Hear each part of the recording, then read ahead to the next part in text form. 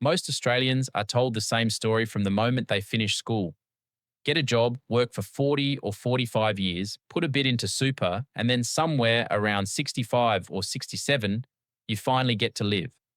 That timeline used to make sense back when houses cost 3 times a salary and a single income could raise a family. In 2026, it just doesn't add up the same way anymore. Living costs keep climbing, mortgages stretch into your 60s, and the idea of working until you're old enough for the age pension feels less like a plan and more like a sentence.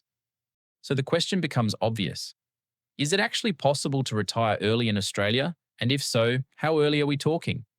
The honest answer is yes, it is possible, and people are doing it in their 40s and even their late 30s.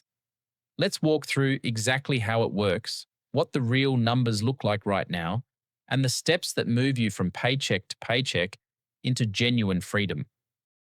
The whole concept is called FIRE, which stands for Financial Independence, Retire Early. The idea behind it is simple, even if the execution takes discipline. You build a pile of invested money large enough that the returns alone cover your yearly living costs. Once that pile is big enough, you don't need a job to survive. Your money does the working. The classic rule of thumb comes from decades of research into safe withdrawal rates, and it says that if you can live off 4% of your portfolio each year, your money should last 30 years or more. So if you spend $50,000 a year, you need around 1.25 million invested. If you spend $80,000 a year, you need around 2 million. That number is called your FIRE number, and knowing yours changes everything, because suddenly retirement stops being an age and starts being a target you can actually hit. Superannuation is where Australia plays a different game, and you generally can't touch it until preservation age, which is 60 for almost everyone retiring from here on. That sounds like a roadblock, but it's actually a gift if you use it right. Super is the most tax-effective investment vehicle in the country. Contributions through salary sacrifice are taxed at just 15% instead of your marginal rate, which for most workers sits between 30 and 45%. From the 1st of July 2026, the concessional contributions cap rises to $32,500 a year, and the non-concessional cap goes up to $130,000. That means more room to shovel money into a low-tax environment and let compounding do its job for decades. The smart move for early retirement isn't to ignore super, is to use it as the foundation that funds your life from 60 onwards while you build a separate bridge to get you there. That bridge is everything outside super: shares, ETFs, investment properties, a business, or some mix of all of them. This is the money you'll actually live on between the day you stop working and the day you turn 60. The simplest approach, and the one most early retirees in Australia lean on, is broad-based index investing through low-cost ETFs. Funds that track the ASX 300 or global markets have historically returned around 7 to 9% a year on average after inflation. You don't need to pick stocks. You don't need to time the market. You just need to keep buying, month after month, year after year, through every headline and every crash. A common question is which ETFs people actually use to build that bridge. And while every situation is different, the broad shape tends to look similar. Many Australians lean on a core of Aussie-listed funds covering the local market, paired with a global or US-focused fund to spread the risk across hundreds or thousands of companies in one go. The Australian Tax Office still wants its cut along the way, so understanding franking credits, capital gains tax discounts after holding shares for 12 months, and how dividends are taxed will save you thousands over a decade. None of this is complicated once you sit with it for a weekend. It just isn't taught in school, which is why most people never get started. But none of this matters if your savings rate is low.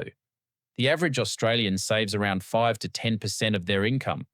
People chasing early retirement save 40, 50, sometimes even 70%. If you save 10% of your income, it takes roughly 50 years to retire. If you save 50%, it takes around 17. If you save 65%, you're looking at about 10 years from your first invested dollar to financial independence. The maths is brutal, and it's also liberating because it means you have far more control over your timeline than your salary alone suggests. So how do you push your savings rate that high in a country where Sydney and Melbourne rents alone can swallow a third of your pay? You attack the big three: housing, transport, and food.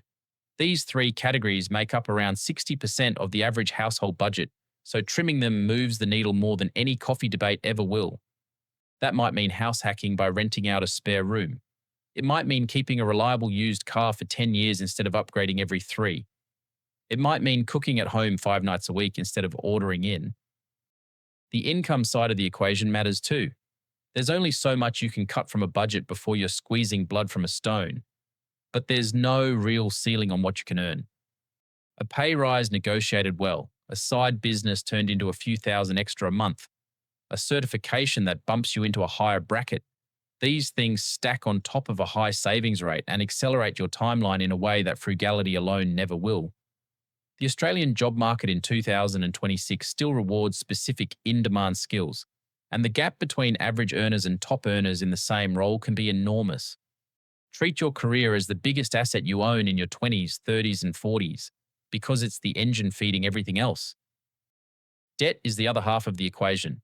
Credit cards charging 20%, buy now, pay later balances stacking up, personal loans at 12 or 14%. Every dollar you owe at those rates is a dollar fighting against your investments. Wipe out anything above about 7% interest as fast as humanly possible, because no ETF on earth reliably beats that. A mortgage at 6% is a different conversation. Many early retirees in Australia run a balanced approach there, paying it down steadily while still investing on the side, because property prices and tax treatment make the maths more nuanced. There's a psychological side to all of this that doesn't get talked about enough. Retiring early isn't really about hating work. It's about owning your time. It's about knowing that if your boss changes, if your industry shifts, if your health takes a turn, you have options. That sense of control is what changes how you sleep at night, how you show up for your family, and how you make decisions during your working years. People who reach financial independence often keep working anyway, just on their own terms, doing things they actually care about. So here's the real path. Work out your FIRE number based on what you genuinely want to spend each year. Push your savings rate as high as your life will reasonably allow. Use super for the long game and ETFs, or property for the bridge. Wipe out high interest debt. Stay invested through every cycle the market throws at you. Do that consistently for 10, 15, or 20 years, and early retirement stops being a fantasy and becomes a date on a calendar. The system in Australia genuinely supports this if you understand the rules and use them on purpose. One last thing worth saying.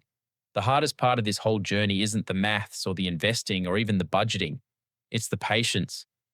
Watching your portfolio crawl from 50,000 to 100,000 in the early years feels painfully slow, and most people give up right before compounding starts doing the heavy lifting. The first 100,000 is the hardest you'll ever earn. The second one comes faster. By the time you're past 500,000, the market is contributing more than your salary in good years, and the whole thing starts to feel almost automatic.